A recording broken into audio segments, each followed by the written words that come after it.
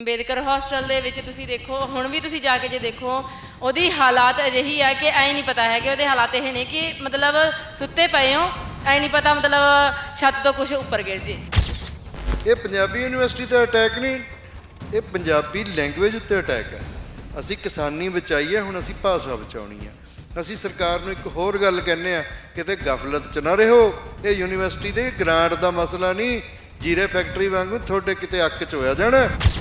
30 ਕਰੋੜ ਦੀ grant ਪ੍ਰਤੀ ਮਹੀਨਾ ਉਹਨਾਂ ਨੂੰ ਦਵਾਂਗੇ, ਪ੍ਰੈਸ ਸਟੇਟਮੈਂਟ ਦੇ ਦੇਣ, ਹੈ ਨਾ ਜੀ। ਉਹ ਆਪਣਾ ਬਿਆਨ ਦੇ ਦੇਣ, ਆਹ ਮੋਰਚਾ ਲੱਗਾ ਵਾ, ਇੱਥੇ ਆ ਕੇ ਕਹਿ ਦੇਣ, ਹੈ ਨਾ, ਇੱਥੇ ਆ ਕੇ ਬਿਆਨਬਾਜ਼ੀ ਕਰ ਦੇਣ। ਭਗਤ ਸਿੰਘ ਦਾ ਨਾਰਾ ਲਾਉਂਦੇ ਨੇ ਅੱਧ ਅਧੂਰਾ, ਭਗਤ ਸਿੰਘ ਬਸੰਤੀ ਪੱਗ ਬੰਨ੍ਹਦਾ ਸੀ, ਬਸੰਤੀ ਪੱਗ ਬੰਨ੍ਹਦੇ ਨੇ। ਪਰ ਮਸਲਾ ਇਹ ਹੈ ਕਿ ਸਿਰ ਤੇ ਜਿਹੜੀ ਪੱਗ ਬੰਨੀ ਆ ਉਹਦੇ ਵਿੱਚ ਜਿਹੜਾ ਸਿਰ ਆ, ਸਿਰ ਦੇ ਵਿੱਚ ਦਿਮਾਗ ਕੀ ਭਗਤ ਸਿੰਘ ਵਾਲਾ ਹੈਗਾ। ਇੱਥੇ ਬਾਥਰੂਮਾਂ ਦਾ ਮਾੜਾ ਹਾਲ ਆ। ਸਾਡੀ ਲਾਇਬ੍ਰੇਰੀਆਂ 'ਚ ਲੰਬੇ ਸਮੇਂ ਤੋਂ ਨਵੀਆਂ ਕਿਤਾਬਾਂ ਨਹੀਂ ਆ ਰਹੀਆਂ। ਇੱਥੋਂ ਦੀਆਂ ਵਿਦਿਆਰਥੀਆਂ ਲੈਬੋਰਟਰੀਆਂ ਨੇ ਜਿਹਦੇ ਵਿੱਚ ਵਿਦਿਆਰਥੀਆਂ ਨੂੰ ਫੀਸ ਤੋਂ ਬਿਨਾਂ ਪੱਲਿਓਂ ਪੈਸੇ ਖਰਚ ਕੇ ਕਦੇ ਕੈਮੀਕਲ ਖਰੀਦਣੇ ਪੈਂਦੇ ਨੇ, ਕਦੇ ਇੰਸਟਰੂਮੈਂਟ ਖਰੀਦਣੇ ਪੈਂਦੇ ਨੇ। ਬਟ ਸਾਡੀ ਜੇਬ 'ਚ 100 ਰੁਪਇਆ ਨਹੀਂ ਹੁੰਦਾ ਹੈਗਾ। ਕਈ ਵਾਰ ਇੱਦਾਂ ਹੁੰਦਾ ਕਿ ਘਰ ਦੇ ਵਿੱਚ ਸਿਲੰਡਰ ਵੀ ਮੁੱਕਿਆ ਹੁੰਦਾ, ਮੌਕੇ 'ਤੇ ਪੈਸੇ ਨਹੀਂ ਹੁੰਦੇ, 3-3 ਮਹੀਨੇ ਦਾ ਤਨਖਾਹ ਲੇਟ ਆ ਰਹੀਆਂ ਨੇ। ਨਾ ਉਹਨਾਂ ਨੂੰ 2 ਮਹੀਨੇ ਸੈਲਰੀ ਮਿਲਦੀ ਹੈ, ਪਰ ਕੈਮਿਸਟ ਕਿਸੇ ਦੀ ਆਧਾਰ ਵੀ ਨਹੀਂ ਕਰਦਾ। ਜੇ ਉਹ ਦਵਾਈ ਨਹੀਂ ਖਾਂਦਾ ਤੇ ਉਹਦੀ ਜਾਨ ਜਾਂਦੀ ਹੈ। ਤੇ ਜ਼ਿੰਮੇਵਾਰ ਤਾਂ ਕਿਤੇ ਨਾ ਕਿਤੇ ਸਰਕਾਰ ਹੈ। ਵਾਈਸ ਚਾਂਸਲਰ ਸਾਹਿਬ ਨੇ ਵੀ ਆਪਣੀ ਜੇਬ 'ਚੋਂ ਪੈਸੇ ਨਹੀਂ ਦੇਣੇ। HD ਜਿਹੜੇ ਸਕਾਲਰ ਉਹਨਾਂ ਦੀ ਗਿਣਤੀ ਘਟ ਰਹੀ ਹੈ, ਕਿਉਂਕਿ ਟੀਚਰਾਂ ਦੀ ਗਿਣਤੀ ਘਟ ਰਹੀ ਹੈ। ਤੇ ਜੇ ਉਹ ਪੋਸਟਾਂ ਨਹੀਂ ਭਰਨੀਆਂ, ਜਿਹੜੇ ਇੱਥੇ ਬੱਚੇ ਪੜ੍ਹ ਰਹੇ ਆ, ਫਿਰ ਯੂਨੀਵਰਸਿਟੀ ਬੰਦ ਹੀ ਹੋਣੀ ਹੈ। ਪਰ ਜੇ ਇਸ ਯੂਨੀਵਰਸਿਟੀ ਨੂੰ ਨਹੀਂ ਬਚਾਇਆ ਜਾਂਦਾ ਤਾਂ ਸਾਡੇ ਜਿਹੜੇ ਪਿੰਡਾਂ ਦੇ ਹੋਰ ਨੌਜਵਾਨ ਨੇ, ਜਿਹੜੇ ਸਾਨੂੰ ਦੇਖ ਕੇ ਯੂਨੀਵਰਸਿਟੀ 'ਚ ਆਉਣ ਦਾ ਸੁਪਨਾ ਲੈਂਦੇ ਨੇ, ਇਹ ਯੂਨੀਵਰਸਿਟੀ ਉਹਨਾਂ ਲਈ ਨਹੀਂ ਰਹੂਗੀ। ਤੇ ਇਹ ਨਹੀਂ ਕਿ 360 ਕਰੋੜ ਰੁਪਏ ਇੱਕ ਵਾਰੀ ਆਪਾਂ ਮਿੱਥਤੀ ਤੇ ਕੁਰਾਨ ਸ਼ਰੀਫ ਦੇ ਅੱਖਰ ਬਣ ਗਏ। ਉਹਦੇ 'ਚ ਟਾਈਮ ਟੂ ਟਾਈਮ ਐਨਹਾਂਸਮੈਂਟ ਹੋਣੀ ਚਾਹੀਦੀ। ਹੋਸਟਲ ਦੀ ਫੀਸ ਇੱਥੇ 400 ਰੁਪਏ ਮਹੀਨਾ, ਉੱਥੇ 21,000 ਰੁਪਏ ਇੱਕ ਸਾਲ ਦੀ ਫੀਸ ਆ। ਐਡਾ ਵੱਡਾ ਇੱਕ ਫਰਕ ਆ। ਜਦੋਂ ਚੰਨੀ ਸਾਹਿਬ ਮੁੱਖ ਮੰਤਰੀ ਸੀ, ਗੁਰੂ ਤੇਗ ਬਹਾਦਰ ਹਾਲ ਜਿਹੜਾ ਗੁਰੂਆਂ ਦੇ ਨਾਂ 'ਤੇ ਬਣਿਆ, ਉਹਦੇ ਵਿੱਚ ਉਹਨਾਂ ਨੇ ਅਨਾਊਂਸਮੈਂਟ ਕੀਤਾ ਕਿ ਅਸੀਂ 150 ਕਰੋੜ ਦਾ ਕਰਜ਼ਾ ਹੀ ਮਾਫ ਕਰਾਂਗੇ ਤੇ ਅਸੀਂ ਤੁਹਾਨੂੰ ਪੂਰੀ ਗ੍ਰਾਂਟ ਵੀ ਦੇਵਾਂਗੇ। ਉਹ ਤੋਂ ਬਾਅਦ ਕੈਬਨਿਟ ਮੀਟਿੰਗ ਹੁੰਦੀ ਹੈ ਤੇ ਕੈਬਨਿਟ ਮੀਟਿੰਗ ਹੀ ਰਹਿ ਜਾਂਦੀ, ਉਹਦੇ 'ਚ ਫੈਸਲਾ ਵੀ ਹੋ ਜਾਂਦਾ, ਪਰ ਵਿੱਤ ਵਿਭਾਗ ਦੀ ਕੋਈ ਚਿੱਠੀ ਜਾਰੀ ਨਹੀਂ ਹੁੰਦੀ। ਇੱਕ ਗਿੱਦੜ ਚਿੱਠੀ ਜਿਹਨੂੰ ਕਹਿੰਦੇ ਆ ਨਾ, ਕ੍ਰਿਸ਼ਨ ਕੁਮਾਰ ਉਦੋਂ ਸੈਕਟਰੀ ਹਾਇਰ ਐਜੂਕੇਸ਼ਨ ਸੀ, ਉਹਦੇ ਰਾਹੀਂ ਇੱਕ BC ਨੂੰ ਥਵਾ ਦਿੱਤੀ ਜਾਂਦੀ ਹੈ। ਹਾਂਜੀ, ਗਿੱਦੜ ਚਿੱਠੀ। ਪੰਜਾਬੀ ਯੂਨੀਵਰਸਿਟੀ ਨੂੰ ਵਿੱਤੀ ਸੰਕਟ ਦੇ ਵਿੱਚੋਂ ਬਾਹਰ ਕੱਢਣ ਦੇ ਲਈ ਪੱਕਾ ਮੋਰਚਾ ਲਗਾ ਦਿੱਤਾ ਗਿਆ ਹੈ।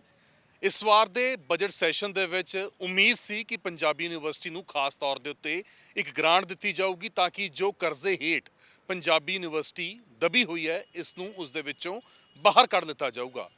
ਪਰ ਜਦੋਂ ਬਜਟ ਪੇਸ਼ ਹੁੰਦਾ ਹੈ ਤਾਂ ਜੋ ਗ੍ਰਾਂਟ ਪੰਜਾਬੀ ਯੂਨੀਵਰਸਿਟੀ ਦੇ ਵਾਸਤੇ ਰੱਖੀ ਜਾਂਦੀ ਹੈ, ਉਸ ਨੂੰ ਸੁਣ ਕੇ ਸਭ ਨੂੰ ਨਿਰਾਸ਼ਾ ਹੱਥ ਲੱਗਦੀ ਹੈ। ਇਸ ਵੇਲੇ ਅਸੀਂ ਪੰਜਾਬੀ ਯੂਨੀਵਰਸਿਟੀ ਦੇ ਵਿੱਚ ਮੌਜੂਦ ਹਾਂ, ਜਿੱਥੇ ਤੁਸੀਂ ਮੇਰੇ ਪਿਛਲੇ ਪਾਸੇ ਵੇਖ ਸਕਦੇ ਹੋ ਕਿ ਪ੍ਰੋਫੈਸਰ ਮੌਜੂਦ ਨੇ, ਸਟੂਡੈਂਟਸ ਮੌਜੂਦ ਨੇ, ਨਾਨ ਟੀਚਿੰਗ ਸਟਾਫ ਮੌਜੂਦ ਹੈ। ਹਾਲਾਂਕਿ ਅਕਸਰ ਪੰਜਾਬੀ ਯੂਨੀਵਰਸਿਟੀ ਜੇਕਰ ਕੋਈ ਧਰਨੇ ਮੁਜ਼ਾਹਰੇ ਹੁੰਦੇ ਨੇ ਤਾਂ ਵੇਖਿਆ ਜਾਂਦਾ ਹੈ ਕਈ ਵਾਰ ਸਟੂਡੈਂਟਸ ਜੋ ਨੇ ਉਹ ਪ੍ਰਸ਼ਾਸਨ ਦੇ ਸਾਹਮਣੇ ਜਾਂ ਕਹਿ ਲਓ ਕਿ ਡੀਨ ਉਹਨਾਂ ਦੇ ਸਾਹਮਣੇ ਆਪਣੀਆਂ ਮੰਗਾਂ ਨੂੰ ਲੈ ਕੇ ਪ੍ਰੋਟੈਸਟ ਕਰਦਾ। ਪਰ ਇਸ ਵਾਰ ਇਹ ਸਾਰਾ ਇਕੱਠਾ ਮੋਰਚਾ ਜੋ ਹੈ ਉਹ ਪੂਰੀ ਪੰਜਾਬੀ ਯੂਨੀਵਰਸਿਟੀ ਨੂੰ ਬਚਾਉਣ ਦੇ ਲਈ ਲੱਗਿਆ ਹੋਇਆ ਹੈ। ਪ੍ਰੋਫੈਸਰ, ਜਿਸ ਤਰੀਕੇ ਮੈਂ ਜ਼ਿਕਰ ਕੀਤਾ ਕਿ ਜਦੋਂ ਇਸ ਵਾਰ ਬਜਟ ਆਉਣਾ ਸੀਗਾ, ਇੱਕ ਉਮੀਦ ਸੀ, ਕਿਉਂਕਿ CM ਆਪ ਕਹਿ ਕੇ ਗਏ ਸੀਗੇ ਕਿ ਅਸੀਂ ਪੰਜਾਬੀ ਯੂਨੀਵਰਸਿਟੀ ਨੂੰ ਕਰਜ਼ੇ ਦੇ ਹੇਠ ਨਹੀਂ ਦਬਣ ਦੇਣਾ, ਬਾਹਰ ਕੱਢਣਾ ਹੈ। ਪਰ ਜਦੋਂ ਬਜਟ ਆਉਂਦਾ ਹੈ ਨਿਰਾਸ਼ਾ ਹੱਥ ਲੱਗਦੀ ਹੈ। ਦੇਖੋ, ਇਹ ਪਹਿਲੀ ਵਾਰੀ ਨਹੀਂ ਹੋਇਆ। ਜਦੋਂ ਚੰਨੀ ਸਾਹਿਬ ਮੁੱਖ ਮੰਤਰੀ ਸੀ, ਗੁਰੂ ਤੇਗ ਬਹਾਦਰ ਹਾਲ ਜਿਹੜਾ ਗੁਰੂਆਂ ਦੇ ਨਾਂ 'ਤੇ ਬਣਿਆ, ਉਹਦੇ ਵਿੱਚ ਉਹਨਾਂ ਨੇ ਅਨਾਊਂਸਮੈਂਟ ਕੀਤਾ ਕਿ ਅਸੀਂ 150 ਕਰੋੜ ਦਾ ਕਰਜ਼ਾ ਹੀ ਮਾਫ ਕਰਾਂਗੇ ਤੇ ਅਸੀਂ ਤੁਹਾਨੂੰ ਪੂਰੀ ਗ੍ਰਾਂਟ ਵੀ ਦੇਵਾਂਗੇ। ਉਹ ਤੋਂ ਬਾਅਦ ਕੈਬਨਿਟ ਮੀਟਿੰਗ ਹੁੰਦੀ ਹੈ ਤੇ ਕੈਬਨਿਟ ਮੀਟਿੰਗ ਹੀ ਰਹਿ ਜਾਂਦੀ, ਉਹਦੇ 'ਚ ਫੈਸਲਾ ਵੀ ਹੋ ਜਾਂਦਾ, ਪਰ ਵਿੱਤ ਵਿਭਾਗ ਦੀ ਕੋਈ ਚਿੱਠੀ ਜਾਰੀ ਨਹੀਂ ਹੁੰਦੀ। ਇੱਕ ਗਿੱਦੜ ਚਿੱਠੀ ਜਿਹਨੂੰ ਕਹਿੰਦੇ ਆ ਨਾ, ਕ੍ਰਿਸ਼ਨ ਕੁਮਾਰ ਉਦੋਂ ਸੈਕਟਰੀ ਹਾਇਰ ਐਜੂਕੇਸ਼ਨ ਸੀ, ਉਹਦੇ ਰਾਹੀਂ ਇੱਕ BC ਨੂੰ ਥਵਾ ਦਿੱਤੀ ਜਾਂਦੀ ਹੈ। ਹਾਂਜੀ, ਗਿੱਦੜ ਚਿੱਠੀ। ਤੇ ਵਾਈਸ ਚਾਂਸਲਰ ਸਾਹਿਬ ਉਹਨੂੰ ਲੈ ਗਈ ਨਾ, ਫਿਰੀ ਗਏ ਕਿ ਸ਼ਾਇਦ ਹੋ ਜਾਊਗਾ, ਕੁਛ ਨਹੀਂ ਹੋਇਆ। ਜਦੋਂ ਨੈਕਸਟ ਈਅਰ ਦਾ ਬਜਟ ਆਇਆ, ਹਾਂਜੀ, ਉਹ ਤੋਂ ਪਹਿਲਾਂ 207 ਕਰੋੜ ਦੀ ਗ੍ਰਾਂਟ ਮਿਲੀ ਸੀ। ਜਦੋਂ ਪਿਛਲਾ ਬਜਟ ਆਇਆ ਉਹ 'ਚ 200 ਕਰੋੜ ਹੋ ਗਿਆ, 7 ਕਰੋੜ ਘਟ ਗਿਆ।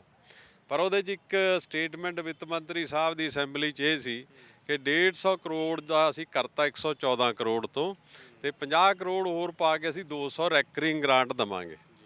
ਪਰ ਉਹ ਜਦੋਂ ਹੁਣ ਦਾ ਬਜਟ ਤੁਸੀਂ ਫਿਗਰ ਦੇਖਦੇ ਹੋ, ਉਹ 150 ਕਰੋੜ ਰੈਕਰਿੰਗ ਹੈ, 50 ਕਰੋੜ ਵਨ ਟਾਈਮ ਗ੍ਰਾਂਟ ਹੈ। ਵਨ ਟਾਈਮ ਗ੍ਰਾਂਟ ਉਹ ਤੋਂ ਪਿਛਲੇ ਸਾਲ 90 ਕਰੋੜ ਮਿਲੀ ਸੀ, ਉਹ ਤੋਂ ਪਿਛਲੇ ਸਾਲ ਵੀ 50 ਕਰੋੜ ਕਦੇ 45 ਕਰੋੜ ਮਿਲਦੀਆਂ ਰਹੀਆਂ।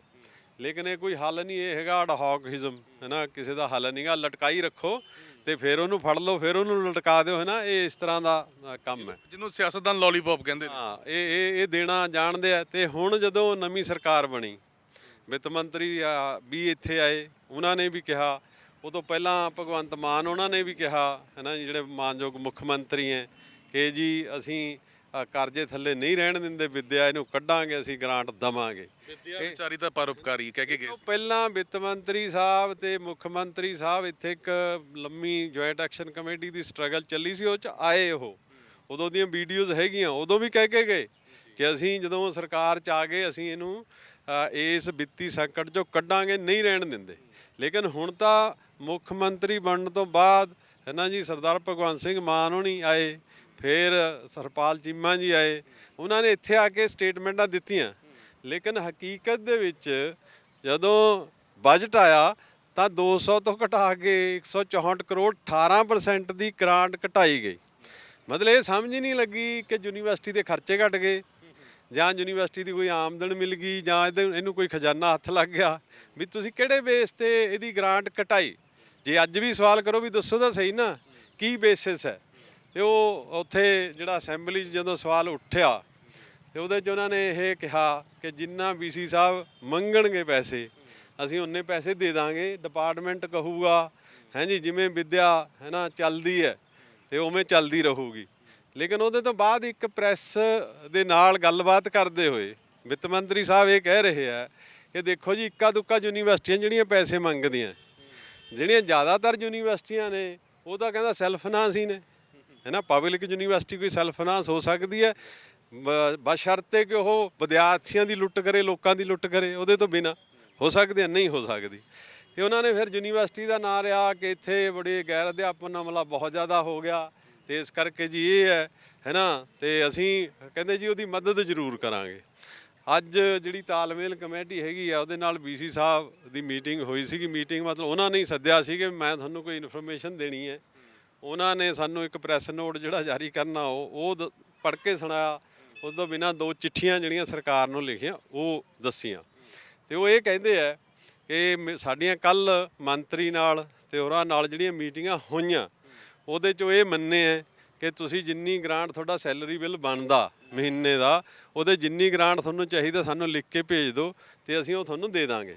ਤੇ ਉਹਨਾਂ ਨੇ ਕਿਹਾ ਵੀ ਮੈਂ 30 ਕਰੋੜ ਗ੍ਰਾਂਟ ਜਿਹੜੀ ਹੈ ਨਾ ਉਹ ਮੰਗੀ ਹੈ, ਤੇ ਉਹਦੇ ਲਈ ਪ੍ਰੈਸ ਨੋਟ ਵੀ ਜਾਰੀ ਕਰ ਰਹੇ ਹਾਂ ਤੇ ਉਹ ਮੈਂ ਭੇਜ ਰਿਹਾ।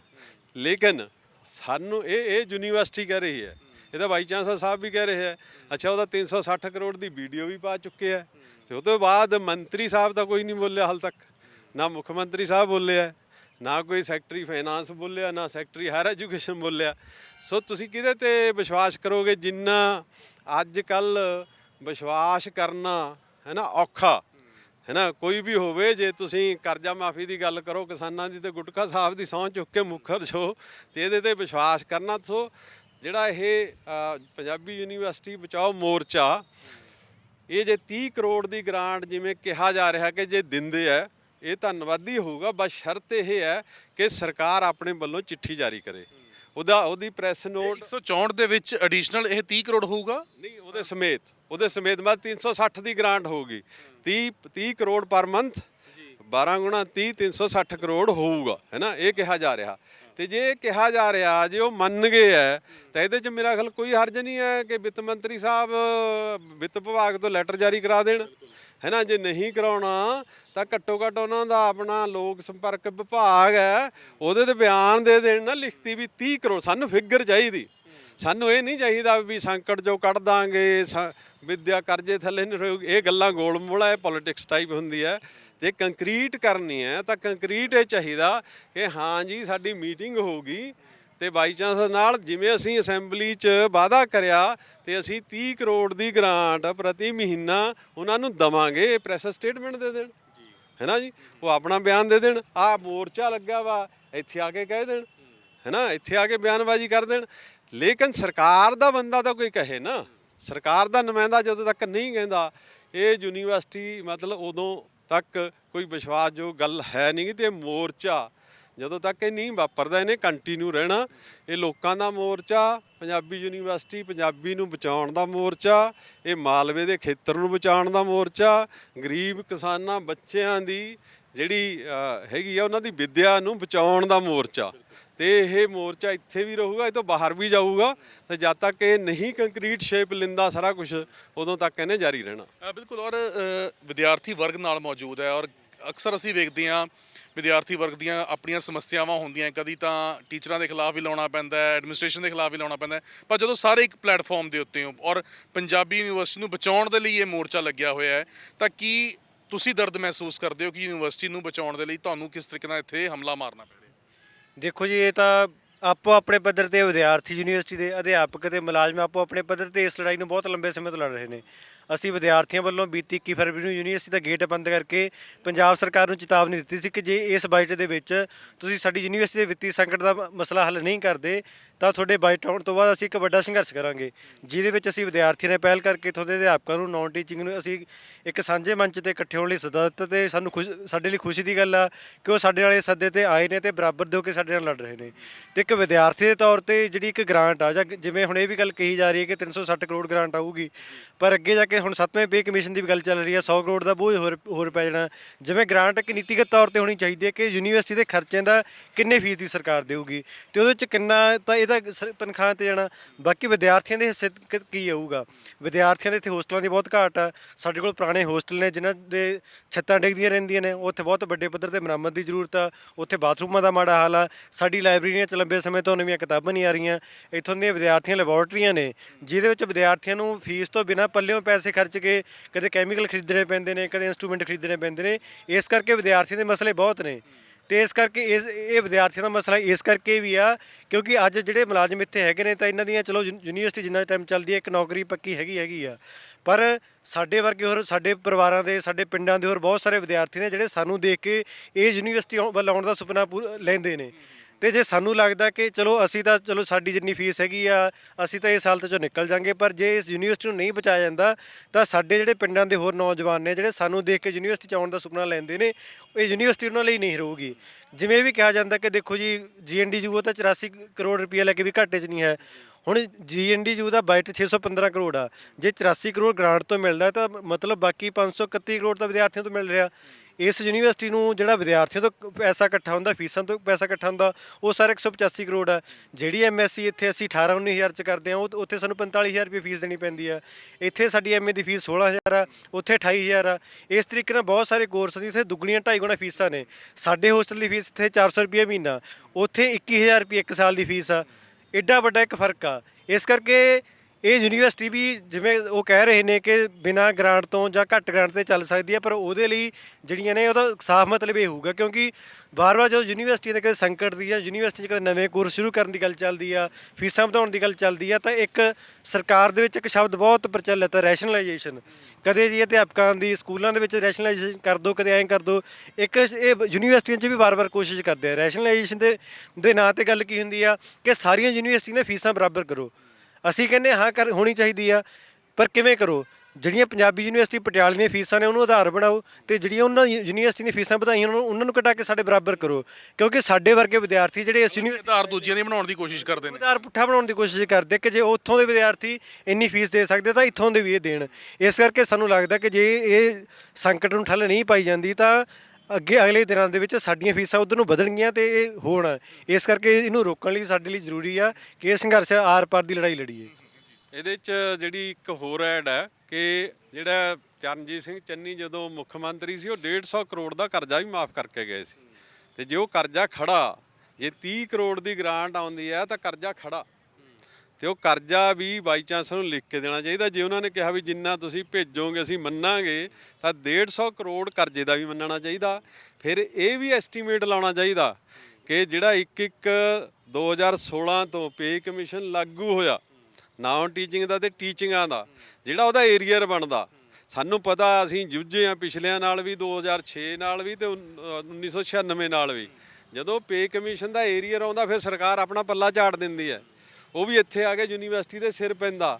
ਤੇ ਜਿੰਨਾ ਉਹ ਏਰੀਅਰ ਬਣਦਾ ਇਹ ਯੂਨੀਵਰਸਿਟੀ ਪ੍ਰਸ਼ਾਸਨ ਨੂੰ ਚਾਹੀਦਾ ਕਿ ਉਹਦਾ ਅੰਦਾਜ਼ਾ ਲਾਵੇ, ਲਿਖ ਕੇ ਮੰਨੇ। ਜੇ ਅਸੀਂ ਕਹਿੰਦੇ ਆ ਕਿ ਜੋ ਵਿੱਤ ਮੰਤਰੀ ਨੇ ਅਸੈਂਬਲੀ 'ਚ ਬਿਆਨ ਦੇਤਾ ਕਿ BC ਸਾਹਿਬ ਜਿੰਨੇ ਪੈਸੇ ਮੰਗਣਗੇ ਅਸੀਂ ਦੇ ਦਾਂਗੇ, ਫਿਰ 150 ਕਰੋੜ ਉਹ ਵੀ ਮੰਗੋ, ਫਿਰ ਏਰੀਅਰ ਵੀ ਮੰਗੋ, ਏਰੀਅਰ ਵੀ ਦੇਣਾ, ਉਹ ਡਿਲੇਡ। ਤੇ ਜਦੋਂ ਉਹ ਏਰੀਅਰ ਆਇਆ ਫਿਰ ਮਿਲਣਾ ਨਹੀਂਗਾ, ਫਿਰ ਉਹਦੇ ਲਈ ਧਰਨੇ ਮੁਜ਼ਾਹਰੇ ਕਰੋ।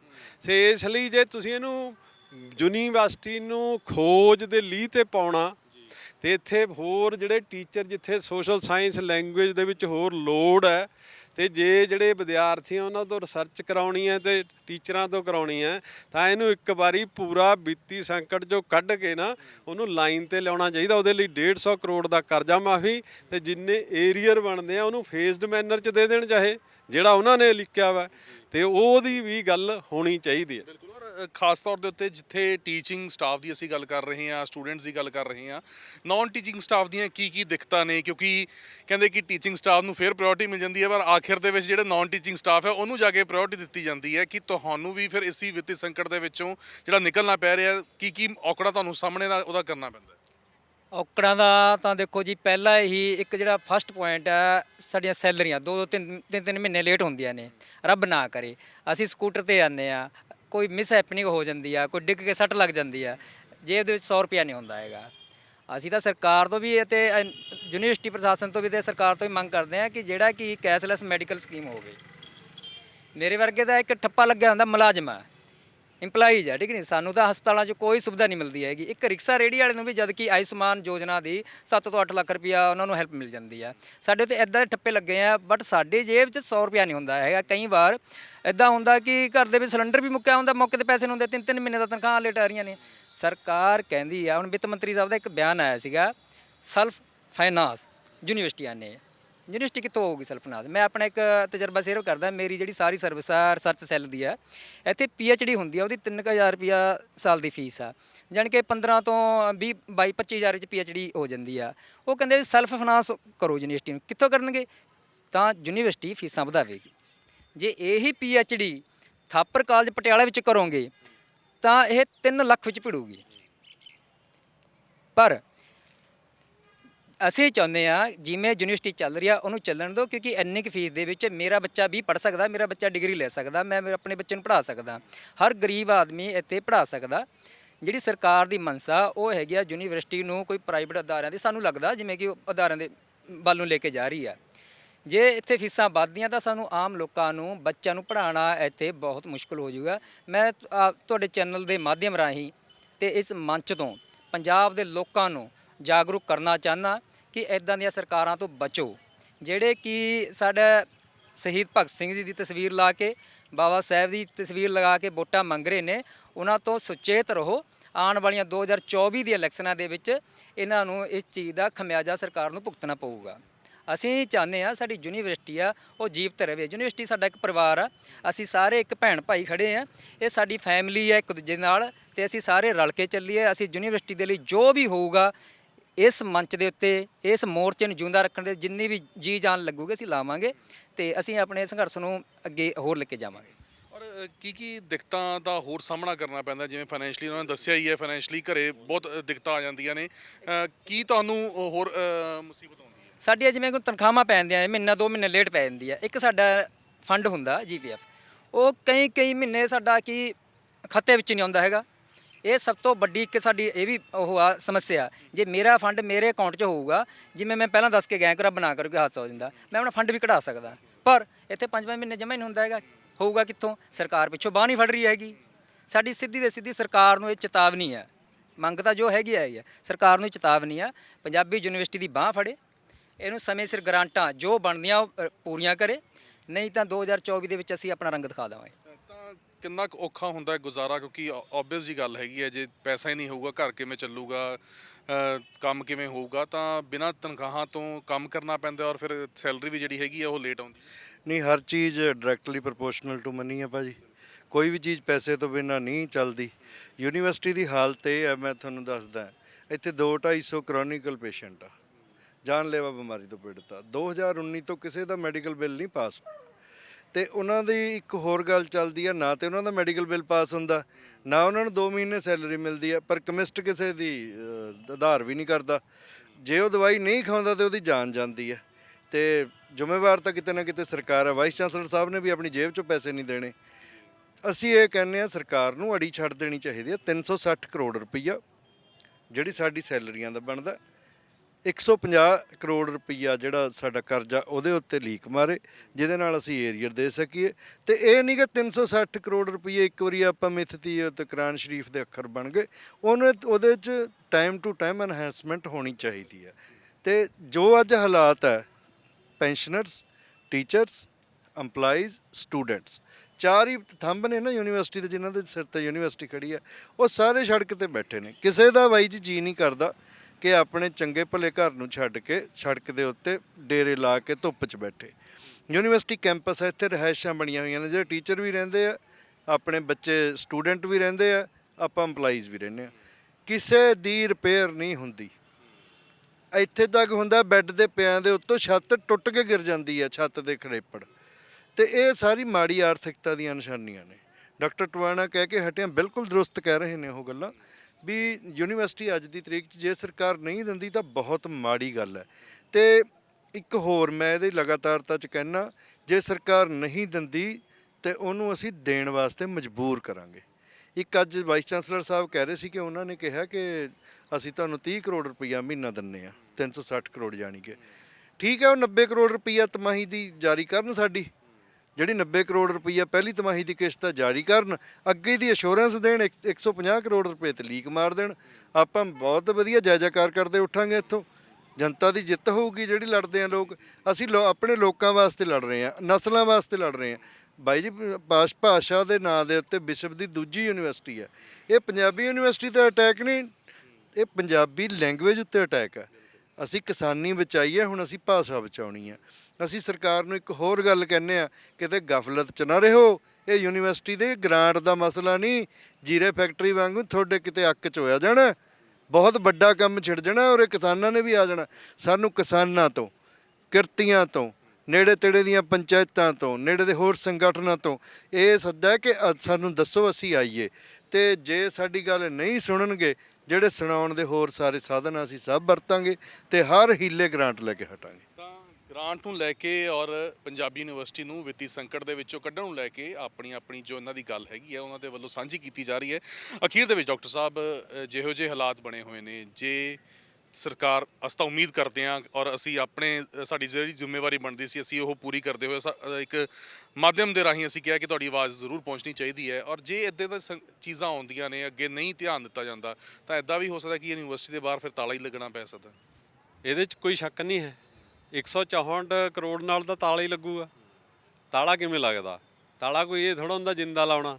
ਜੇ ਪੜ੍ਹਾਈ ਨਹੀਂ ਹੋਣੀ ਹੈ ਜੀ, ਜੇ ਕਲਾਸਾਂ ਨਹੀਂ ਲੱਗਣੀਆਂ, ਜੇ ਫਿਰ ਹਰ ਮਹੀਨੇ ਮੁਲਾਜ਼ਮਾਂ ਨੇ ਤੇ ਜਿਹੜੇ ਅਧਿਆਪਕ ਨੇ ਉਹਨਾਂ ਨੇ ਹੜਤਾਲ ਕਰਨੀ ਹੈ ਤੇ ਉਹਨਾਂ ਨੂੰ ਲਾਲੇ ਇਹ ਪੈਣੇ ਕਿ ਵੀ ਹਾਂ ਜੀ ਤਨਖਾਹ ਮਿਲੇ, ਫਿਰ ਉਹ ਯੂਨੀਵਰਸਿਟੀ ਥੋੜ੍ਹਾ ਚੱਲਣਾ ਹੁੰਦਾ। ਤੇ ਜੇ ਵਿਦਿਆਰਥੀਆਂ ਨੂੰ ਹੋਸਟਲ ਨਹੀਂ ਮਿਲਣੇ, ਤੇ ਵਿਦਿਆਰਥੀਆਂ ਨੂੰ ਪੜ੍ਹਾਈ ਨਹੀਂ ਮਿਲਣੀ, ਤੇ ਵਿਦਿਆਰਥੀਆਂ ਨੂੰ ਅੱਗੇ ਟੀਚਰ ਨਹੀਂ ਮਿਲਣੇ, PhD ਜਿਹੜੇ ਸਕਾਲਰ ਉਹਨਾਂ ਦੀ ਗਿਣਤੀ ਘਟ ਰਹੀ ਹੈ ਕਿਉਂਕਿ ਟੀਚਰਾਂ ਦੀ ਗਿਣਤੀ ਘਟ ਰਹੀ ਹੈ। ਤੇ ਜੇ ਉਹ ਪੋਸਟਾਂ ਨਹੀਂ ਭਰਨੀਆਂ, ਜਿਹੜੇ ਇੱਥੇ ਬੱਚੇ ਪੜ੍ਹ ਰਹੇ ਆ, ਫਿਰ ਯੂਨੀਵਰਸਿਟੀ ਬੰਦ ਹੀ ਹੋਣੀ ਹੈ ਜੀ। ਉਹ ਤਾਂ ਬੰਦ ਹੀ ਹੋਊਗੀ ਨਾ। ਜੇ ਤੇ ਬਚ ਕਿਵੇਂ ਸਕਦੇ ਆ? ਪਬਲਿਕ ਯੂਨੀਵਰਸਿਟੀ ਹੈ, ਪੰਜਾਬ ਸਰਕਾਰ ਦੇ ਐਕਟ ਦੇ ਅੰਡਰ ਬਣੀ ਹੈ ਜੀ। ਉਹਦੇ ਥੱਲੇ ਲਿਖਿਆ ਜਾਂਦਾ Punjabi university Patiala, Punjab act 35 of 1961 ਹੈ ਨਾ। ਉਹ ਕਿਉਂ ਲਿਖਿਆ ਜਾਂਦਾ ਜੀ? ਅਸੈਂਬਲੀ 'ਚ ਪਾਸ ਕਰਿਆ ਨਾ। ਤਾਂ ਜਦੋਂ ਤੁਸੀਂ ਪਾਸ ਕਰਿਆ, ਪਬਲਿਕ ਯੂਨੀਵਰਸਿਟੀ ਬਣਾਈ, ਤਾਂ ਫਿਰ ਤੁਸੀਂ ਜ਼ਿੰਮੇਵਾਰੀ ਲਈ, ਤੇ ਜ਼ਿੰਮੇਵਾਰੀ ਤੁਸੀਂ 91-92 ਤੱਕ ਚੱਕੀ। 1991-92 'ਚ 12 ਕਰੋੜ 10 ਲੱਖ ਸਾਡੀਆਂ ਤਨਖਾਹਾਂ ਸੀ, 15 ਕਰੋੜ 15 ਲੱਖ ਦੀ ਪੰਜਾਬ ਸਰਕਾਰ ਦੀ ਗ੍ਰਾਂਟ ਸੀ, ਤੇ ਫੀਸਾਂ ਸੀਗੀਆਂ ਵਿਦਿਆਰਥੀਆਂ ਦੀਆਂ 1 ਕਰੋੜ 69 ਲੱਖ। 496% ਫੀਸਾਂ ਦੇ ਮੁਕਾਬਲੇ ਗ੍ਰਾਂਟ ਸੀਗੀ। ਤੇ ਆਉਂਦੀ ਇਹ 100% ਰਹਿ ਗਈ 2003-04 'ਚ। ਉਹ ਤੋਂ ਬਾਅਦ ਗ੍ਰਾਂਟ ਘੱਟ ਹੈ, ਫੀਸਾਂ ਫੰਡ ਜ਼ਿਆਦਾ ਨੇ। ਤੇ ਕਿਹਨੇ ਮਾਰੀ ਜੀ ਯੂਨੀਵਰਸਿਟੀ? ਤੇ ਕਿਹਾ ਜਾਂਦਾ ਜਿਹੜਾ ਕਿ ਦੇਖੋ ਜੀ ਇੱਥੇ ਹੁਣ EMPLOYEE ਜ਼ਿਆਦਾ ਨੇ। 1991-92 ਲਓ, 400 ਟੀਚਰ ਸੀਗਾ, 2400 ਨਾਨ ਟੀਚਿੰਗ ਦਾ ਸਟਾਫ ਸੀ, ਤੇ ਇਸ ਯੂਨੀਵਰਸਿਟੀ ਅੰਡਰ ਸਿਰਫ 3 ਰੀਜਨਲ ਸੈਂਟਰ ਸੀ, ਕੋਈ ਕੰਸਟੀਚੁਐਂਟ ਕਾਲਜ ਨਹੀਂ। ਤੇ ਉਸ ਵੇਲੇ 3000 ਵਿਦਿਆਰਥੀ ਸੀ। 5 ਉਰੇ ਹੋਸਟਲ ਹੁੰਦੇ ਸੀਗੇ, 3 ਮੁੰਡਿਆਂ ਦੇ 2 ਕੁੜੀਆਂ ਦੇ, ਚੌਥਾ ਬਣ ਗਿਆ ਸੀਗਾ ਹੈ ਨਾ ਮੁੰਡਿਆਂ ਵਾਲਾ, ਤੇ 4 6। ਤੇ ਹੁਣ ਅੱਜ ਦੀ ਤਰੀਕ 'ਚ ਕੀ ਹੈ ਜੀ, ਅੱਜ ਦੀ ਤਰੀਕ ਦੇ ਵਿੱਚ 2400 ਤੋਂ ਵੱਧ ਕੇ ਨਾਨ ਟੀਚਿੰਗ ਦੇ ਮੁਲਾਜ਼ਮ ਤਾਂ 4000 ਹੀ ਹੋਏ ਆ 30 ਸਾਲਾਂ 'ਚ। 4000 ਮੁਲਾਜ਼ਮ ਹੈ, ਗਿਣਤੀ ਕਰ ਲਿਓ। ਤੇ ਜਿਹੜੇ ਟੀਚਰ ਹੈ ਉਹ 1100 ਹੈ। ਸਾਡੇ ਕੋਲ 13 ਕੰਸਟੀਚੁਐਂਟ ਕਾਲਜ ਹੈ, 4 ਸਾਡੇ ਕੋਲ ਰੀਜਨਲ ਸੈਂਟਰ ਹੈ, 7-8 ਨੇਬਰਹੁੱਡ ਕੈਂਪਸ ਹੈ। ਤੇ ਇੱਥੇ ਅਸੀਂ ਇੰਜੀਨੀਅਰਿੰਗ ਕਾਲਜ ਖੋਲ੍ਹ ਲਿਆ, ਉੱਥੇ ਇੰਜੀਨੀਅਰਿੰਗ ਕਾਲਜ ਖੋਲ੍ਹ ਲਿਆ। ਤੇ ਅਸੀਂ ਵਿਭਾਗ ਵਧਾਉਂਦੇ ਗਏ, ਹੁਣ ਕੋਈ 64 ਦੇ ਕਰੀਬ ਸਾਡੇ ਕੋਲ ਵਿਭਾਗ ਹੈ। ਤੇ ਸਾਡੇ ਕੋਲ 30000 ਕੰਸਟੀਚੁਐਂਟ ਕਾਲਜਾਂ ਨੂੰ ਪਾ ਕੇ 30000 ਸਾਡੇ ਕੋਲ ਵਿਦਿਆਰਥੀ ਹੈ, ਜਿਸ 'ਚੋਂ 14000 ਤਾਂ ਇਸ ਕੈਂਪਸ 'ਚ ਰਹਿੰਦਾ ਤੇ 14 ਹੋਸਟਲ ਹੈ। 5500 ਦੇ ਕਰੀਬ ਸਟੂਡੈਂਟ ਹੋਸਟਲਾਂ 'ਚ ਰਹਿੰਦਾ। ਤੇ ਜੇ ਇੰਨਾ ਵੱਧ ਗਿਆ 91-92 ਦੇ ਹਿਸਾਬ ਨਾਲ, ਫਿਰ ਸਾਨੂੰ ਸੈਲਰੀ ਬਿੱਲ ਤਾਂ ਸਾਡਾ ਜਿਹੜਾ 468 ਕਰੋੜ ਆ ਉਹ ਦੇਣਾ ਚਾਹੀਦਾ ਨਾ। ਤੇ ਉਹਦੇ ਤੋਂ ਵੱਧ ਦਿਓਗੇ ਤਾਂ ਹੀ ਅੱਗੇ ਹੋਸਟਲ ਬਣਨਗੇ, ਉਹ ਤੋਂ ਵੱਧ ਦਿਓਗੇ ਤਾਂ ਹੀ ਬਿਲਡਿੰਗਾਂ ਮੇਨਟੇਨ ਹੋਣਗੀਆਂ। ਜੇ ਨਹੀਂ ਦਿਓਗੇ, ਇਹ ਇੱਕ ਹੋਮੀ ਤੁਸੀਂ ਨਾ ਅਫਵਾਹ ਫੈਲਾਈ ਜਾਓ, ਸ਼ੇਰ ਆਇਆ ਹੈ ਨਾ, ਕਿ ਹਾਂ ਜੀ EMPLOYE ਇਹ ਜ਼ਿਆਦਾ ਹੋ ਗਏ, ਉਹ ਹੋ ਗਏ। ਤੁਸੀਂ ਆ ਕੇ ਦੇਖੋ ਤਾਂ ਸਹੀ ਨਾ, ਉਦੋਂ ਸਾਰੇ 65 ਸਾਡੇ ਕੋਲ ਐਫੀਲੀਏਟਡ ਕਾਲਜ ਸੀਗੇ, ਕੋਈ ਕੰਸਟੀਚੁਐਂਟ ਕਾਲਜ ਨਹੀਂ ਸੀਗਾ। ਅੱਜ 277 ਐਫੀਲੀਏਟਡ ਕਾਲਜ ਹੈ। ਅੱਜ 2 ਲੱਖ ਦੇ ਕਰੀਬ ਸਾਡੇ ਕੋਲ ਵਿਦਿਆਰਥੀ ਹੈ। ਸੋ ਇਸ ਲਈ ਜਿੰਨਾ ਵੱਡਾ ਇਹ ਐਕਸਪੈਂਡ ਹੋਇਆ, ਉਸ ਦੇ ਨਾਲ ਤੁਹਾਡੀ ਗ੍ਰਾਂਟ ਵਧਣੀ ਚਾਹੀਦੀ ਸੀ। ਹੁਣ ਜੇ 1 ਕਰੋੜ 69 ਲੱਖ ਫੀਸਾਂ ਤੋਂ ਜੇ ਫੀਸਾਂ 200 ਕਰੋੜ ਪਹੁੰਚ ਗਈਆਂ, 160 ਗੁਣਾ ਹਾਂਜੀ ਕਰਕੇ ਦੇਖੋ ਤੁਸੀਂ। ਤੇ ਤੁਹਾਡੀ ਗ੍ਰਾਂਟ 15 ਕਰੋੜ 15 ਲੱਖ ਤੋਂ 200 ਕਰੋੜ ਤੋਂ ਵੀ 164 ਕਰੋੜ, 10% ਹੀ ਵਧੀ ਨਾ। ਸ਼ਬਦਾਂ 'ਚ ਕਹਿ ਲਈਏ ਪਰਿਵਾਰ 'ਚ ਵਾਧਾ ਹੁੰਦਾ ਗਿਆ, ਪਰ ਇਹਨਾਂ ਨੇ ਉਹ ਪਰਿਵਾਰ ਦੇ ਖਰਚੇ ਦੇ ਵਾਸਤੇ ਵਾਧਾ ਨਹੀਂ ਕੀਤਾ। ਹਾਂ, ਮਤਲਬ ਜਿਹੜਾ ਸੀ ਨਾ, ਜਿਹੜੀ ਉਹਦੀ ਜ਼ਿੰਮੇਵਾਰੀ ਬਣਦੀ ਸੀ, ਸਰਕਾਰ ਉਹਦੇ ਤੋਂ ਭੱਜੀ। ਫੀਸਾਂ ਜ਼ਿੰਮੇਵਾਰੀ ਲੋਕਾਂ ਤੇ ਪਾਈ, ਵਿਦਿਆਰਥੀਆਂ ਤੇ ਪਾਈ। ਉਹਨਾਂ ਦੀਆਂ ਫੀਸਾਂ 1 ਕਰੋੜ 69 ਲੱਖ ਤੋਂ 200 ਕਰੋੜ ਪਹੁੰਚਾ ਦੀਆਂ, 200 ਕਰੋੜ ਤੋਂ ਜ਼ਿਆਦਾ ਵੀ ਰਹੀਆਂ ਹੈ ਜੀ। ਤੇ ਆਪਣੀ ਜਿਹੜੀ ਗ੍ਰਾਂਟ ਹੈ ਉਹਦੇ 'ਚ ਵਾਧਾ ਕਰਿਆ ਨਹੀਂ। ਨੀਤੀਆਂ ਦੇ ਤਹਿਤ ਜਿਹੜੀਆਂ 1991-92 ਦੀਆਂ ਨੀਤੀਆਂ ਨੇ ਨਾ, ਉਹਦੇ ਤਹਿਤ ਗ੍ਰਾਂਟ ਕੰਟੀਨਿਊਸਲੀ ਘਟਾਈ। ਫਿਰ ਜਦੋਂ ਅਗਲਾ ਕ੍ਰਾਈਸਿਸ ਦੇ ਵਿੱਚ ਆ ਗਿਆ, ਮੈਂ ਇਹ ਗੱਲ ਕਹੀ ਸੀਗੀ ਹੈ ਨਾ, ਲਿਖਤ ਜਿਹੜਾ ਆਰਟੀਕਲ ਆ ਉਹਦੇ ਵਿੱਚ ਵੀ 2018 'ਚ, ਕਿ ਜੇ ਯੂਨੀਵਰਸਿਟੀ ਕਿਸਾਨਾਂ ਵਾਂਗੂ ਨਾ ਜਿਉਂਦੀ ਜਾਗਦੀ ਬੰਦਾ ਹੁੰਦੀ, ਕਮਿਟ ਕਰ ਜਾਂਦੀ ਸੁਸਾਈਡ ਹੈ ਜੀ। ਜਿੰਨਾ ਕਰਜ਼ਾ 150 ਕਰੋੜ ਦਾ 4-5 ਸਾਲਾਂ ਤੋਂ ਕਰਜ਼ਾ ਜਿਹੜਾ ਹੌਲੀ ਹੌਲੀ ਚੜਿਆ, ਕਰਜ਼ਾ ਲੈ ਕੇ ਅਸੀਂ ਇੰਜੀਨੀਅਰਿੰਗ ਕਾਲਜ ਬਣਾਇਆ ਵੀ ਹਾਂ ਜੀ ਇਨਕਮ ਹੋ ਜੇ। 48 ਕਰੋੜ ਦਾ 2004 ਦੇ ਵਿੱਚ ਹੈ ਜੀ। ਉਦੋਂ 5 ਕਰੋੜ ਮੰਗਿਆ, ਉਹ ਵੀ ਨਹੀਂ ਦਿੱਤਾ ਸਰਕਾਰ ਨੇ। ਤੇ ਕਿਹਨੇ ਪਾਇਆ ਇਸ ਰਸਤੇ ਨਾ, ਇਸ ਰਸਤੇ ਕਿਹਨੇ ਤੋਰਿਆ? ਸਰਕਾਰ ਨੇ ਤੋਰਿਆ। ਤੇ ਸਰਕਾਰ ਅੱਜ ਆਪਣੀ ਜ਼ਿੰਮੇਵਾਰੀ ਤੋਂ ਫਿਰ ਭੱਜ ਰਹੀ ਹੈ। ਉਹ ਸਰਕਾਰ ਜਿਹੜੀ ਕਹਿੰਦੀ ਸਿੱਖਿਆ ਤੇ ਸਿਹਤ ਸਾਡਾ ਮੇਨ ਏਜੰਡਾ, ਤੇ ਉਹਦੇ ਵਿੱਚ ਚੇਰੀ ਸਿੱਖਿਆ। ਮੈਂ ਤਾਂ ਹੋਰ ਕਹਿੰਦਾ, ਸਾਡਾ ਜਿਹੜੇ ਯੂਨੀਵਰਸਿਟੀ ਹੈ, ਜੇ ਉਹ 'ਚ 2 ਲੱਖ ਸਟੂਡੈਂਟ ਹੈ ਤਾਂ 1 ਲੱਖ ਉੱਥੇ ਲੜਕੀਆਂ, ਤੇ ਸਾਰੀਆਂ 18 ਸਾਲ ਤੋਂ ਉੱਤੇ ਹੈ। ਤੁਸੀਂ 1-1000 ਰੁਪਇਆ ਦੇਣਾ ਸੀਗਾ ਨਾ, ਤੇ 10-12 ਕਰੋੜ ਤਾਂ ਸਾਡਾ 1 ਮਹੀਨੇ ਦਾ ਉਹੀ ਬਣਦਾ ਹਾਂਜੀ, ਉਹੀ ਬਣ ਜਾਂਦਾ। ਵੀ ਖੜੀਆਂ ਕੁੜੀਆਂ ਤੋਂ ਵੀ ਜ਼ਰੂਰ ਆਪਾਂ ਲੈਣਾ ਚਾਹਾਂਗੇ। ਕਿਵੇਂ ਮੁਸੀਬਤਾਂ ਦਾ ਸਾਹਮਣਾ ਇਸ ਵੇਲੇ ਜੋ ਯੂਨੀਵਰਸਿਟੀ ਨੂੰ ਕਰਨਾ ਪੈ ਰਿਹਾ ਹੈ, ਤੁਸੀਂ ਕਿਵੇਂ ਵੇਖਦੇ ਹੋ ਇਸ ਨੂੰ, ਕੀ ਐਨਾਲਿਸਿਸ ਕਰਦੇ ਹੋ, ਔਰ ਕਿਵੇਂ ਵਿਦਿਆਰਥੀ ਵਰਗ ਜਿਹੜਾ ਹੈ ਉਹ ਇਸ ਵੇਲੇ ਨਾਲ ਸਾਥ ਦੇ ਰਿਹਾ ਯੂਨੀਵਰਸਿਟੀ ਨੂੰ ਬਚਾਉਣ? ਦੇਖੋ, ਜਿਵੇਂ ਮੇਰੇ ਤੋਂ ਪਹਿਲਾਂ ਸਾਥੀਆਂ ਨੇ ਗੱਲ ਕੀਤੀ ਆ, ਮੈਂ ਮਤਲਬ ਇਸ ਯੂਨੀਵਰਸਿਟੀ ਦੇ ਵਿੱਚ ਪਿਛਲੇ 4 ਸਾਲ ਤੋਂ ਜੁੜੀ ਹੋਈ। 2018 ਚ ਐਡਮਿਸ਼ਨ ਹੋਈ ਸੀ ਮੇਰੀ ਇੱਥੇ। ਤਾਂ ਅਸੀਂ ਅੰਬੇਦਕਰ ਹੋਸਟਲ 'ਚ ਰਹਿੰਦੇ ਸੀਗੇ। ਅੰਬੇਦਕਰ ਹੋਸਟਲ ਦੇ ਵਿੱਚ ਤੁਸੀਂ ਦੇਖੋ, ਹੁਣ ਵੀ ਤੁਸੀਂ ਜਾ ਕੇ ਜੇ ਦੇਖੋ, ਉਹਦੀ ਹਾਲਾਤ ਅਜਿਹੀ ਆ ਕਿ ਐਂ ਨਹੀਂ ਪਤਾ ਹੈਗੇ ਉਹਦੇ ਹਾਲਾਤ ਇਹ ਨੇ ਕਿ ਮਤਲਬ ਸੁੱਤੇ ਪਏ ਹੋ, ਐ ਨਹੀਂ ਪਤਾ ਮਤਲਬ ਛੱਤ ਤੋਂ ਕੁਝ ਉੱਪਰ ਗਿਰ ਜੇ। ਮਤਲਬ ਹੋਸਟਲਾਂ ਦੀ ਬਿਲਡਿੰਗ ਜਦੋਂ ਦੇ ਹੋਸਟਲ ਬਣੇ ਨੇ ਉਵੇਂ ਹੀ ਨੇ, ਕੋਈ ਇਹਨਾਂ ਦੀ ਰੈਨੋਵੇਸ਼ਨ ਨਹੀਂ ਕੀਤੀ ਜਾਂਦੀ। ਚਾਹੇ ਡਿਪਾਰਟਮੈਂਟ ਦੀਆਂ ਬਿਲਡਿੰਗਸ ਨੇ ਪੁਰਾਣੀਆਂ ਜਿਹੜੀਆਂ ਬਣੀਆਂ ਹੋਈਆਂ, ਚਾਹੇ ਉਹ ਹੋਸਟਲ ਨੇ। ਤਾਂ ਉਹਦੇ ਵਿੱਚ ਕੁੜੀਆਂ ਨੂੰ ਅੱਜ ਯੂਨੀਵਰਸਿਟੀ ਜੇ ਤੁਸੀਂ ਸਟਰੈਂਥ ਵੀ ਦੇਖੋ ਤਾਂ ਮੈਜੋਰਿਟੀ 'ਚ ਕੁੜੀਆਂ ਪੜ੍ਹ ਰਹੀਆਂ ਨੇ। ਕਿਸੇ ਵੀ ਵਿਭਾਗ ਦੇ ਵਿੱਚ ਚੱਲ ਜਾਓ, ਕਿਸੇ ਵੀ ਕਲਾਸ 'ਚ ਚੱਲ ਜਾਓ, ਤੁਹਾਨੂੰ 70% ਤੱਕ ਕੁੜੀਆਂ ਮਿਲਣਗੀਆਂ ਕਲਾਸ ਦੇ ਵਿੱਚ।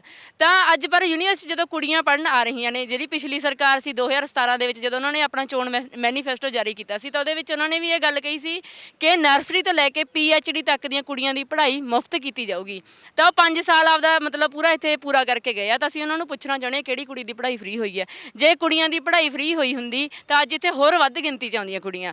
ਪਰ ਇਹ ਉਲਟਾ ਹੁਣ ਕੀ ਕਰ ਰਹੇ ਆ, ਜਿਹੜੀ ਹੁਣ ਦੂਜੀ ਸਰਕਾਰ ਆਈ ਹੈ ਨਵੀਂ, ਜਿਹਦੇ ਤੋਂ ਲੋਕਾਂ ਨੂੰ ਬਹੁਤ ਉਮੀਦ ਸੀ ਕਿ ਆਹ ਕਰਨਗੇ ਵਾਹ ਕਰਨਗੇ, ਸਿਹਤ ਤੇ ਸਿੱਖਿਆ ਨੂੰ ਮੁੱਖ ਰੱਖ ਕੇ ਸੱਤਾ ਦੇ ਵਿੱਚ ਆਈ, ਤਾਂ ਉਹਨਾਂ ਨੇ ਵੀ ਕੀ ਕੀਤਾ, ਮਤਲਬ ਸਾਡਾ ਮੰਨਣਾ ਕਿ ਭਗਤ ਸਿੰਘ ਦਾ ਨਾਰਾ ਲਾਉਂਦੇ ਨੇ ਅੱਧ ਅਧੂਰਾ। ਭਗਤ ਸਿੰਘ ਬਸੰਤੀ ਪੱਗ ਬੰਨ੍ਹਦਾ ਸੀ, ਬਸੰਤੀ ਪੱਗ ਬੰਨ੍ਹਦੇ ਨੇ, ਪਰ ਮਸਲਾ ਇਹ ਹੈ ਕਿ ਸਿਰ ਤੇ ਜਿਹੜੀ ਪੱਗ ਬੰਨੀ ਆ ਉਹਦੇ ਵਿੱਚ ਜਿਹੜਾ ਸਿਰ ਆ, ਸਿਰ ਦੇ ਵਿੱਚ ਦਿਮਾਗ ਕੀ ਭਗਤ ਸਿੰਘ ਵਾਲਾ ਹੈਗਾ, ਜਿਹੜਾ ਦਿਮਾਗ ਉੱਥੇ ਚਲਾਉਂਦੇ ਆ, ਦਿਮਾਗ ਅਸਲ 'ਚ ਗੱਲ ਦਿਮਾਗ ਦੀ ਹੁੰਦੀ ਆ। ਉਹਨਾਂ ਦੀ ਕੋਈ ਨੀਅਤ ਨਹੀਂ ਹੈਗੀ ਅਸਲ 'ਚ। ਪਹਿਲਾਂ ਲੋਕਾਂ ਨੂੰ ਲਾਰੇ ਲਾਉਣੇ ਨੇ, ਹੁਣ ਉਹਨਾਂ ਨੇ ਲਾਰੇ ਲਾ ਕੇ ਸੱਤਾ 'ਚ ਆ ਗਏ। ਹੁਣ ਲੋਕ ਕੀ ਹੁੰਦੇ ਨੇ, ਪਹਿਲਾਂ ਮਤਲਬ ਤੁਸੀਂ ਜਦੋਂ ਪਹਿਲਾਂ ਧਰਨੇ ਲੱਗਦੇ ਸੀ ਪਿਛਲੀ ਸਰਕਾਰ ਵੇ, ਤਾਂ ਉਦੋਂ ਭਗਵੰਤ ਮਾਨ ਦੇ ਬਿਆਨ ਆਉਂਦੇ ਹੁੰਦੇ ਸੀਗੇ ਸਾਡੀ ਸਰਕਾਰ ਆਉਣ ਦਿਓ, ਇੱਥੇ ਕੁੜੀਆਂ ਦੀਆਂ ਚੁੰਨੀਆਂ ਨਹੀਂ ਰੁਲਣਗੀਆਂ, ਇੱਥੇ ਮੁੰਡਿਆਂ ਦੀਆਂ ਪੱਗਾਂ ਨਹੀਂ ਰੁਲਣਗੀਆਂ। ਪਰ ਜਦੋਂ ਉਹਦੀ ਸਰਕਾਰ ਆ ਜਾਂਦੀ ਹੈ ਤਾਂ ਅੱਜ ਉਹੀ ਚੀਜ਼ਾਂ ਦੁਹਰਾਈਆਂ ਜਾ ਰਹੀਆਂ ਨੇ। ਉਹ ਕਿਸੇ ਧਰਨੇ 'ਚ ਆ ਕੇ ਮਤਲਬ ਮਜ਼ਦੂਰਾਂ ਤੇ ਡਾਂਗਾ ਵਰਾਉਂਦਾ, ਕਿਸਾਨਾਂ ਤੇ ਡਾਂਗਾ ਵਰਦੀਆਂ ਨੇ, ਆਈ ਨਹੀਂ ਪਤਾ ਕੱਲ ਨੂੰ ਇਸ ਮੋਰਚੇ ਤੇ ਵੀ ਹੋਣ। ਪਰ ਮਤਲਬ ਇਹ ਉਹਨਾਂ ਦੀ ਨੀਅਤ ਆ ਕਿ ਮਤਲਬ ਇੱਕ ਸਰਕਾਰੀ ਸੰਸਥਾਵਾਂ ਨੂੰ ਹੁੰਦਾ ਨਾ ਕਿ ਸਾਡੀ ਪੰਜਾਬੀ ਯੂਨੀਵਰਸਿਟੀ ਇੱਥੇ ਆ ਕੇ ਵੀ ਭਾਸ਼ਣ ਦਿੱਤਾ ਉਹਨਾਂ ਨੇ ਪਿਛਲੇ ਸਾਲ 29 ਮਾਰਚ ਨੂੰ, ਵੀ ਅਨਾਉਂਸਮੈਂਟ ਵੀ ਕਰਕੇ ਗਏ ਸੀ ਕਰਜ਼ਾ ਮਤਲਬ ਵਿੱਦਿਆ ਕਰਜ਼ੇ 'ਚ ਆ, ਵੀ ਮੈਨੂੰ ਤਾਂ ਬਹੁਤ ਅਫਸੋਸ ਹੋ ਰਿਹਾ। ਪਰ ਅੱਜ ਜਦੋਂ ਵਿੱਦਿਆ ਕਰਜ਼ੇ 'ਚ ਆ ਤਾਂ ਉਹਨੂੰ ਮਾਫ ਕਿਹਨੇ ਕਰਨਾ। ਜਦੋਂ ਤੁਸੀਂ ਬਜਟ ਪੇਸ਼ ਕੀਤਾ ਅਗਲੇ ਦਿਨ ਸਾਰੇ ਅਖਬਾਰਾਂ ਦੇ ਫਰੰਟ ਪੇਜ ਦੇ ਉੱਪਰ ਐਡੇ ਤੁਸੀਂ ਜਿਹੜੇ ਐਡਵਰਟੀਜ਼ਮੈਂਟ ਦਿੱਤੇ ਆ, ਜਿਹੜੇ ਇਹ ਮਤਲਬ ਫਾਲਤੂ ਦੇ ਇਹ ਸਾਰੇ ਇਸ਼ਤਿਹਾਰ ਛਪਾਉਂਦੇ ਉਹਦੇ ਤੇ ਇਦੋਂ ਵੱਧ ਖਰਚਾ ਕਰ ਦਿੰਦੇ ਆ। ਉਹੀ ਜਿਹੜੀ ਸਾਡੀ ਮਾਲਵੇ ਦੀ ਇੱਕੋ ਇੱਕ ਯੂਨੀਵਰਸਿਟੀ ਆ, ਮਾਲਵੇ ਦਾ ਦਿਲ ਪੰਜਾਬੀ ਯੂਨੀਵਰਸਿਟੀ, ਜਿਹਦੇ ਵਿੱਚ ਉਹਨਾਂ ਮਜ਼ਦੂਰਾਂ ਕਿਸਾਨਾਂ ਦੇ ਬੱਚੇ ਪੜ੍ਹਦੇ ਨੇ ਜਿਹੜੇ ਹੋਰ ਸਰਕਾਰੀ ਯੂਨੀਵਰਸਿਟੀਆਂ 'ਚ ਵੀ ਨਹੀਂ ਪੜ੍ਹ ਸਕਦੇ, ਜਿਵੇਂ GNDU ਦੀ ਗੱਲ ਹੋਈ ਸੀ। ਤਾਂ ਉਹਨਾਂ ਲਈ ਤੁਸੀਂ ਕੀ ਕਰ ਰਹੇ ਹੋ? ਮੈਜੋਰਟੀ ਦੇ ਤੁਸੀਂ ਦੇਖੋ ਜਿਹੜੇ ਸਰਕਾਰੀ ਕਾਲਜ ਨੇ ਇਸੇ ਬੈਲਟ 'ਚ ਜਾਂ ਪੰਜਾਬੀ ਯੂਨੀਵਰਸਿਟੀ ਆ, ਤੇ ਇੱਥੇ ਉਹਨਾਂ ਘਰਾਂ ਦੇ ਲੋਕ ਆ ਕੇ ਪੜ੍ਹਦੇ ਨੇ, ਖਾਸ ਕਰਕੇ ਕੁੜੀਆਂ। ਅੱਜ ਅਸੀਂ ਕੁੜੀਆਂ ਇੱਥੇ ਮਤਲਬ ਪੜ੍ਹ ਪਾ ਰਹੀਆਂ, ਇਸੇ ਕਰਕੇ ਪੜ੍ਹ ਪਾ ਰਹੇ ਹਾਂ ਕਿ ਇੱਥੇ ਫੀਸਾਂ ਬਹੁਤ ਘੱਟ ਨੇ, ਹੋਸਟਲਾਂ ਦੀ ਫੀਸ ਬਹੁਤ ਘੱਟ ਆ, ਤਾਂ ਕਰਕੇ ਅਸੀਂ ਇੱਥੇ ਪੜ੍ਹ ਪਾ ਰਹੇ ਹਾਂ। ਪਰ ਜੇ ਤੁਹਾਡੇ ਏਜੰਡੇ ਤੇ ਐਜੂਕੇਸ਼ਨ ਹੈ ਹੀ ਨਹੀਂ ਇਸ ਸਰਕਾਰ ਦੇ, ਤਾਂ ਉਹ ਇਸ ਯੂਨੀਵਰਸਿਟੀ ਨੂੰ ਬੰਦ ਕਰਨ ਵੱਲ ਹੀ ਜਾ ਰਹੀ ਹੈ ਜਾਂ ਪ੍ਰਾਈਵੇਟਾਈਜ਼ ਕਰਨ ਵੱਲ ਹੀ ਜਾ ਰਹੀ ਹੈ। ਸੋ ਮਤਲਬ ਜਿਵੇਂ ਇੱਕ ਮੈਂ ਗੱਲ ਹੋਰ ਤੁਹਾਡੇ ਚੈਨਲ ਰਾਹੀਂ ਸ਼ੇਅਰ ਕਰਨੀ ਚਾਹੂੰਗੀ, ਇੱਥੇ ਮਤਲਬ ਕੁੜੀਆਂ ਦੇ ਹੋਸਟਲ ਦੀ ਬਹੁਤ ਸਮੱਸਿਆ ਆਉਂਦੀ ਆ। ਮਤਲਬ 7 ਹੋਸਟਲ ਨੇ ਕੁੜੀਆਂ ਦੇ, ਤਾਂ ਉੱਥੇ ਤੁਸੀਂ ਜਿਹੜੇ ਕਮਰੇ ਦੀ ਕੈਪੈਸਿਟੀ ਇੱਕ ਸਟੂਡੈਂਟ ਦੇ ਰਹਿਣ ਵਾਲੀ, ਇੱਕ ਵਿਦਿਆਰਥਣ ਦੇ ਰਹਿਣ ਵਾਲੀ, ਉੱਥੇ 3 ਜਾਣੇ ਰਹਿ ਰਹੇ ਆ। ਕੋਈ ਐਕਸਟਰਾ ਅਲਮਾਰੀ ਨਹੀਂ, ਕੋਈ ਕੁਛ ਨਹੀਂ ਹੈਗਾ, ਕੋਈ ਫੈਸਿਲਿਟੀਜ਼ ਨਹੀਂ ਹੈਗੀਆਂ। ਤਾਂ ਇੱਥੇ ਜਦੋਂ ਮਤਲਬ ਤ੍ਰਿਪਤਿੰਦਰ ਬਾਜਵਾ ਆਉਂਦੇ ਨੇ, ਜਦੋਂ ਗੁਰੂ ਨਾਨਕ ਦੇਵ ਜੀ ਦਾ 550ਵਾਂ ਪ੍ਰਕਾਸ਼ ਪੁਰਬ ਸੀ 2019 ਦੇ ਵਿੱਚ, ਲਾਇਬ੍ਰੇਰੀ ਕੋਲ ਅਨਾਉਂਸਮੈਂਟ ਕਰਕੇ ਜਾਂਦੇ ਆ ਕਿ ਇੱਥੇ ਮਤਲਬ ਮਾਤਾ ਤ੍ਰਿਪਤਾ ਦੇਵੀ ਦੇ ਨਾਮ ਤੇ ਨਵਾਂ ਹੋਸਟਲ ਬਣੂਗਾ ਕੁੜੀਆਂ ਦਾ ਯੂਕੋ ਵਾਲੀ ਸਾਈਡ, ਤੇ ਉਹਦੇ ਲਈ 25 ਕਰੋੜ ਗ੍ਰਾਂਟ ਦਾ ਅਨਾਉਂਸਮੈਂਟ ਕਰਕੇ ਜਾਂਦੇ ਆ, ਐਲਾਨ ਕਰਕੇ ਜਾਂਦੇ ਆ। ਸਾਨੂੰ ਇਸੇ ਲਈ ਗੁੱਸਾ ਆਏ ਸਾਰਿਆਂ ਨੂੰ ਵੀ ਇੱਥੇ ਐਲਾਨ ਕਰਨ ਲਈ ਸਾਰੇ ਮੰਤਰੀ ਆ ਜਾਂਦੇ ਆ। ਅੱਜ 4 ਸਾਲ ਹੋ ਜਾਣਗੇ ਅਪ੍ਰੈਲ ਦੇ ਵਿੱਚ ਉਸ ਗੱਲ ਨੂੰ, ਉਸ ਹੋਸਟਲ ਦੀ ਕਿੱਥੇ ਨੀਂਹ ਰੱਖੀ ਅਸੀਂ ਉਹ ਵੀ ਪੁੱਛਣਾ ਚਾਹੁੰਦੇ ਆ ਸਰਕਾਰਾਂ ਨੂੰ। ਤਾਂ ਇੱਥੇ ਮਤਲਬ ਜੇ ਇਹ ਯੂਨੀਵਰਸਿਟੀ ਨੂੰ ਸਰਕਾਰ ਗ੍ਰਾਂਟ ਨਹੀਂ ਜਾਰੀ ਕਰਦੀ, ਹੁਣ ਵੀ ਇਹੀ ਲੱਗਦਾ ਕਿ ਜਿਹੜੀ ਸਰਕਾਰ ਕਹਿ ਰਹੀ ਹੈ, ਵਰਬਲੀ ਭਾਵੇਂ ਜ਼ਰੂਰ ਕਹਿ ਦਿੱਤਾ ਕਿ ਅਸੀਂ ਜੇ ਵੀ ਜਿੰਨਾ ਵੀ ਪੈਸਾ ਲੋੜ ਪੈਂਦਾ ਅਸੀਂ ਦੇ ਦਾਂਗੇ, ਤਾਂ ਤੁਹਾਨੂੰ ਇਦਾਂ ਲੱਗਦਾ ਕਿ ਜਿਹੜੀਆਂ ਪੁਰਾਣੀਆਂ ਸਰਕਾਰਾਂ ਦੇ ਜੋ ਪਾਸਟ ਐਕਸਪੀਰੀਐਂਸਿਸ ਨੇ ਕਿਤੇ ਉਹ ਵੀ ਇਹ ਨਵੀਂ ਸਰਕਾਰ ਦੇ ਵੀ ਉਸੇ ਤਰੀਕੇ ਨਾਲ ਹੋ ਜਾਣ, ਕਿਤੇ ਜੇ ਉਹ ਲੋਲੀਪੌਪ ਉਹਨਾਂ ਨੇ ਪਹਿਲਾਂ ਦਿੱਤੇ ਉਹੀ ਲੋਲੀਪੌਪ ਇਹ ਵੀ ਨਾ ਸਾਬਿਤ। ਦੇਖੋ ਅਸੀਂ ਪਿਛਲੇ 1 ਸਾਲ ਤੋਂ ਦੇਖ ਹੀ ਰਹੇ ਹਾਂ ਇਸ ਸਰਕਾਰ ਨੂੰ ਵੀ ਕਿ ਕਿੰਨਾ ਨੇ ਲੋਕਾਂ ਦਾ ਕੀਤਾ। ਸਾਡਾ ਇਹ ਮੰਨਣਾ ਕਿ ਇਹ ਵੀ ਉਹਨਾਂ ਰਾਹਾਂ ਤੇ ਚੱਲ ਰਹੀ ਹੈ ਜਿਹੜੇ ਰਾਹਾਂ ਤੇ ਪਹਿਲਾਂ ਵਾਲੀਆਂ ਸਰਕਾਰਾਂ ਚੱਲੀਆਂ ਨੇ। ਤੇ ਜੇ ਅਸੀਂ ਪੰਜਾਬੀ ਯੂਨੀਵਰਸਿਟੀ ਨੂੰ ਬਚਾਉਣਾ, ਜੇ ਅਸੀਂ ਪੰਜਾਬ ਨੂੰ ਬਚਾਉਣਾ, ਪੰਜਾਬੀ ਬੋਲੀ ਨੂੰ ਬਚਾਉਣਾ, ਤਾਂ ਉਹਦਾ ਇੱਕੋ ਇੱਕ ਰਾਹ ਹੈ, ਲੋਕਾਂ ਨੂੰ ਸੰਘਰਸ਼ਾਂ ਦੇ ਰਾਹ ਪੈਣਾ ਹੀ ਪਊਗਾ। ਸੰਘਰਸ਼ ਤੋਂ ਬਿਨਾਂ ਇੱਥੇ ਦੂਜਾ ਕੋਈ ਰਾਹ ਨਹੀਂ ਹੈਗਾ। ਸਰਕਾਰਾਂ ਤੋਂ ਕੋਈ ਸਾਨੂੰ ਨਾ ਉਮੀਦ ਆ। ਉਹ ਆਪਣੀਆਂ ਮਤਲਬ ਉਮੀਦਾਂ ਜਿਹੜੀਆਂ ਉਹਨਾਂ ਨੇ ਇੱਕ ਉਮੀਦਾਂ ਲੋਕਾਂ 'ਚ ਜਗਾਈਆਂ ਸੀ, ਉਹ 2-3 ਮਤਲਬ ਜਦੋਂ 2-3 ਮਹੀਨੇ ਸੱਤਾ 'ਚ ਆਏ ਨੂੰ ਹੋ ਗਏ ਸੀ, ਉਦੋਂ ਹੀ ਉਹ ਖਾਰਜ ਹੋ ਗਈਆਂ ਸੀ। ਇਸ ਕਰਕੇ ਸਾਨੂੰ ਇਸ ਸਰਕਾਰ ਤੋਂ ਵੀ ਕੋਈ ਉਮੀਦ ਨਹੀਂ ਹੈਗੀ। ਬਿਲਕੁਲ, ਤਾਂ ਇਹ ਦਰਦ ਹੈ ਪੰਜਾਬੀ ਯੂਨੀਵਰਸਿਟੀ ਦੇ ਵਿੱਚ ਪੜ੍ਹਨ ਵਾਲੇ ਵਿਦਿਆਰਥੀਆਂ ਦਾ, ਅਧਿਆਪਕਾਂ ਦਾ, ਔਰ ਨਾਲ ਹੀ ਪੰਜਾਬੀ ਯੂਨੀਵਰਸਿਟੀ ਦੇ ਨਾਲ ਜੁੜੇ ਹੋਏ ਲੋਕਾਂ ਦਾ। ਆਸ ਕਰ ਰਹੇ ਨੇ ਕਿ ਸਰਕਾਰ ਇਸ ਯੂਨੀਵਰਸਿਟੀ ਵੱਲ ਵੀ ਧਿਆਨ ਦੇਊਗੀ, ਜਿਸ ਵਿੱਤੀ ਸੰਕਟ ਦੇ ਵਿੱਚੋਂ ਇਹ ਯੂਨੀਵਰਸਿਟੀ ਗੁਜ਼ਰ ਰਹੀ ਹੈ ਉਸ ਨੂੰ ਬਾਹਰ ਕੱਢੇਗੀ, ਤਾਂ ਜੋ ਇੱਕ ਵਾਰ ਫਿਰ ਤੋਂ ਇਸ ਯੂਨੀਵਰਸਿਟੀ ਨੂੰ ਮੁੜ ਤੋਂ ਲੀਹ ਦੇ ਉੱਤੇ ਲੈ ਕੇ ਆਇਆ ਜਾ ਸਕੇ। ਕੈਮਰਾ ਪਰਸਨ ਦਵਿੰਦਰ ਦੇ ਨਾਲ Gagandeep Singh, pro Punjab TV, Punjab university.